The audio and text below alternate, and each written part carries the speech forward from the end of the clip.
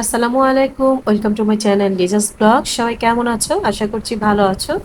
যে যেখান থেকে আমার ভিডিওটা দেখছো সবাইকে জানাচ্ছি আন্তরিকতা ও ভালোবাসা। চলে আসলাম আরেকটা কাঁচা আমের রেসিপি নিয়ে। আজকের রেসিপিটা হচ্ছে কাঁচা আমের কাশ্মীরি আচার। তো দেখতেই পাচ্ছো কি লোভনীয় এই আচারটা বানাতে কি কি উপকরণ লাগছে, চলো গাইস দেখে নেই। তো আজকে আমের আচারের রেসিপিতে লাগছে ভিনেগার, সাদা চিনি, তারপর হচ্ছে আদা, মরিচ, শুকনো মরিচ আর কাঁচা আম। তো আমি এখানে আমার প্রয়োজন মতন আম নিয়েছি, প্রায় 2 কেজির মতন হবে এখানে আম। আর হলো একটা ভিনেগার, আর হলো কিছু শুকনো মরিচ, আর হচ্ছে আদা, আর হলো চিনি।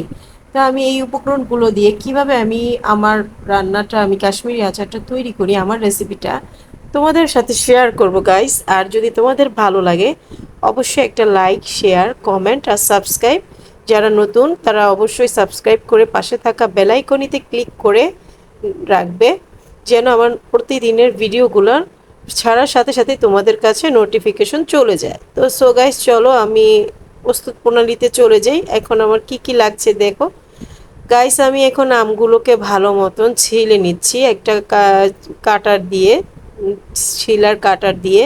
তো এখন আমি আমগুলোকে সুন্দর করে ছিলে পানিতে ভিজাবো প্রায় 20 মিনিটের মতন।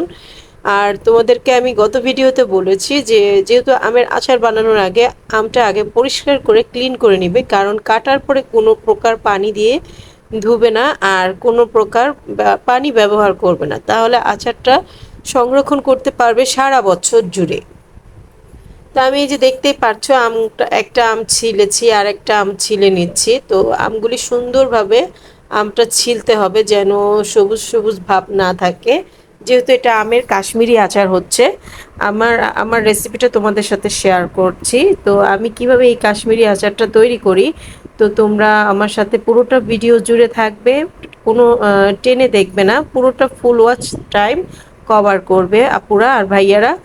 আর যদি ভালো লাগে একটা লাইক করে দিবে আর কমেন্ট করবে। সো গাইজ, এই যে আমার আমগুলো ছিলা হয়ে গেছে। তো ছিলার পরে আমি দেখো একটা পরিষ্কার গামছা নিয়েছি। পরিষ্কার গামছা নিয়ে যে কোনো একটা পরিষ্কার কাপড় নিয়ে তোমরা এইভাবে মুছে নিতে পারো, যেন কোনো প্রকার আমের গায়ে পানি যেন না থাকে, সেই দিকটা খেয়াল রাখতে হবে তোমাদের।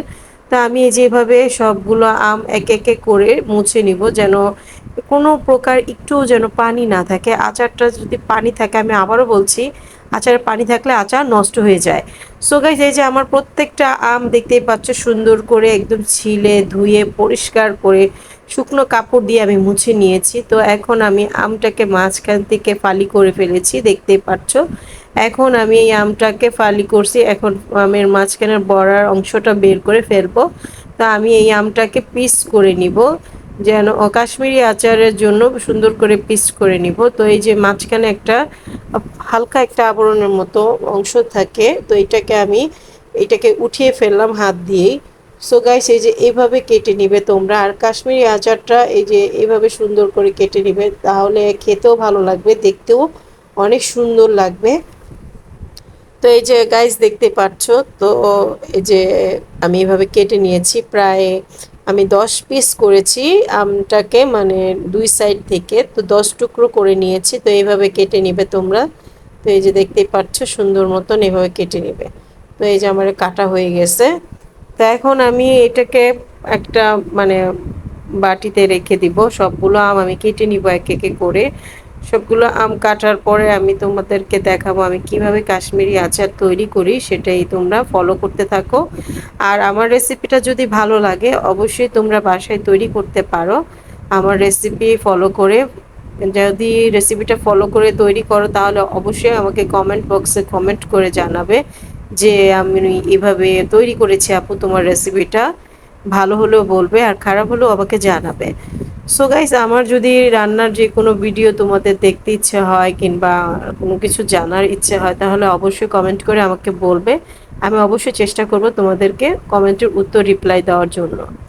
তো গাইস, এই যে দেখতে পাচ্ছ আমি আমগুলো এভাবে কেটে নিয়েছি। তো সুন্দর করে কেটে এখন সবগুলো আম কেটে নিয়েছি, দেখতেই পাচ্ছ। তো আমার আমগুলো কাটা শেষ। এখন আমি এই আমগুলোকে কি করব গাইস বলো তো? আমগুলোকে এখন আমি এই আমটাকে রোদে দিব না, এই আচারটা রোদ্রে না দেওয়ার ঝামেলা ছাড়াই তোমরা আচারটা তৈরি করতে পারো। তো প্রথমত আমি এখানে ভিনেগার দিয়ে দিব। তো দেখতে পাচ্ছ এখানে আমি ভিনেগারটা দিয়ে দিচ্ছি।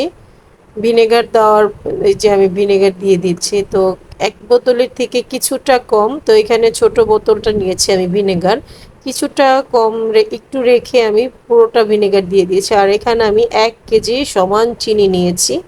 এই চিনিটা দিয়ে আমি প্রায় 6 ঘন্টা এই ভিনেগারের মধ্যে আর এই যে আমের মধ্যে ঢাকনা দিয়ে ঢেকে রাখবো। আর আমি একটু পরিমাণ মতো একটু লবণ দিয়ে দিব, আমার পরিমাণ মতো। তোমরা যদি পরিমাণ মতো লবণটা না, তোমরা লবণটা না খেতে চাইলে না দিলেও সমস্যা নেই।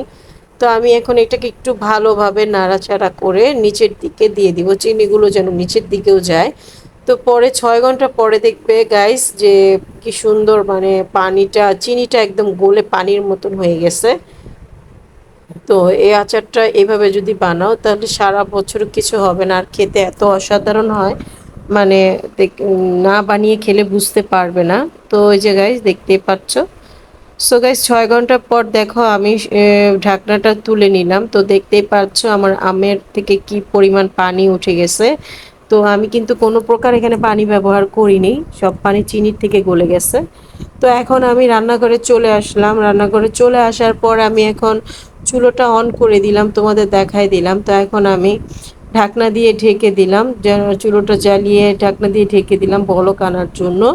তো এই আচারটা একদমই সহজ, ঝটপট তৈরি করা যায়, শুধু একটু সময় নিতে হয়।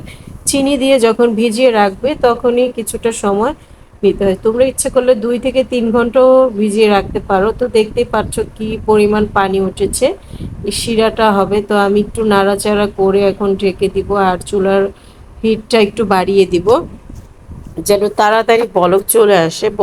বলকটা চলে আসলেই তারপরে আমি এখানে কি কি ব্যবহার করছি দেখতে পাবে। তো এই যে গাইস দেখো, প্রায় 10 থেকে 15 মিনিট পরে সুন্দর একদম বলক চলে আসছে। আর এই আচারে কোনো পাঁচফোড়ন গুঁড়ো লাগবে না, শুধু লাগবে আদা কুচি আর হচ্ছে শুকনো মরিচ ফালি। শুকনো মরিচের ফালির ভিতরে যে মরিচের বিচিটা আছে আমি সব ফেলে দিয়েছি, শুধু শুকনো মরিচের উপরের অংশটা নিয়েছি। তো এই যে গাইস দেখতেই পাচ্ছ। তো এটা দেওয়ার পরে ঢাকা ঢাকা দেওয়ার পর ঢাকনা দিয়ে ঢেকে দেওয়ার পর দেখবে এত সুন্দর একটি স্মেল আসে, মানে কি বলবো, অনেক সুন্দর একটা স্মেল চলে আসে। তো খুব সুন্দর একটা স্মেল চলে আসে। তো এই যে আমার আচারের চেহারাটা দেখো কি সুন্দর। তা আমি এখানে অল্প পরিমাণ আর একটু লবণ দিলাম, আমার কাছে একটু লবণ কম লেগেছে, তো আমি এর জন্য অল্প পরিমাণ একটু লবণ দিয়ে দিয়েছি, যেন লবণটা দিয়ে আমার কাছে আবার লবণ ছাড়া খেতে ভালো লাগে না। অনেকে আছেও লবণ পছন্দ করো না তোমরা, তো তোমরা না দিলেও পারো। তো এই যে দেখো আচারটা আমার প্রায় শেষের দিকে সুন্দর মতন হয়ে গেছে। তো এখন আমি এই যে চুলোর থেকে নামিয়ে নিব। তো দেখতেই পাচ্ছ আমার আচারটা অনেক লোভনীয় হয়েছে, আর এই শিরাটা থাকবে, কারণ এই আচারের শিরাটা অনেক মজা। তো এর জন্য আমি একটু শিরা রেখেছি বেশি করে, কারণ আমার বাচ্চারা শিরাটা দিয়ে পছন্দ করে, এর জন্য শিরাটা রেখেছি। সো গাইজ এই যে দেখতেই পাচ্ছ আমার আচারটা কমপ্লিট হয়ে গেছে। এখন আমি এটাকে নামিয়ে প্রায় 5 থেকে 6 ঘন্টার মতো ঠান্ডা করব, তারপরে আমি কাচের বয়মে ভরে নিব। কারণ যে কোনো আচার গরম গরম হলে আচারটা নষ্ট হয়ে যায়। সো এর জন্য আমি এখন নামিয়ে নিব। সো গাইজ এই যে আমি এখন নামিয়ে রাখার পর 6 ঘন্টা পর দেখতে পাচ্ছ কি লোভনীয় হয়েছে আচারটা, কি অসাধারণ কালার হয়েছে। আমি এখানে কোনো কালার দেইনি, তারপর আমি এখানে কোনো কিছু ব্যবহার করিনি। তো আমার আচারটা না আঠি ছিল না, এর জন্য একটু মানে যেই আমগুলিতে আঠি ছিল না সেই আমগুলি মানে একটু গলে গেছে। আর তোমরা চেষ্টা করবে আঠিওয়ালা আমগুলো নিতে, তাহলে দেখবে অনেক সুন্দর আর দেখতে অনেক ভালো লাগবে। তো এই যে গাইস আমার আচারগুলি কমপ্লিট, আমার 2টা বয়ম হয়েছে। আর এই যে আমি একটা সার্ভিং প্লেটে নিয়েছি তোমাদের দেখার সুবিধার্থে। তো এইভাবে আচারগুলি রৌদ্র দিতে পারো। তো আজকের মতন এই পর্যন্তই। আমার রেসিপিটা কেমন লাগছে অবশ্যই কমেন্ট করে জানাবে। দেখা হবে আবার নতুন কোনো ভিডিওতে, সে পর্যন্ত ভালো থাকবে। আল্লাহ হাফেজ, আসসালামু আলাইকুম।